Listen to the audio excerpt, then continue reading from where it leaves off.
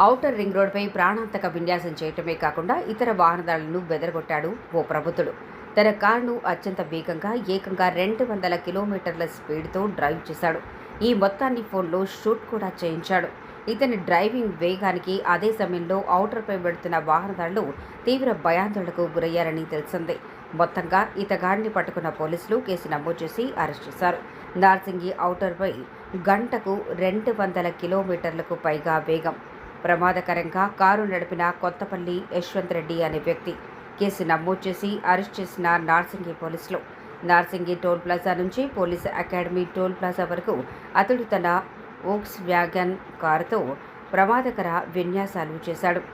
ఈ ప్రయాణాన్ని వీడియో తీసి సోషల్ మీడియాలో అప్లోడ్ చేయడంతో పోలీసులు రంగంలోకి దిగారు. కేసు నమోదు చేసి అరెస్ట్ చేశారు. మొత్తంగా ఔటర్ అత్యంత వేగంగా వాహనం నడిపిన వ్యక్తిగా యశ్వంత్ రికార్డు నమోదు చేసినట్లయింది.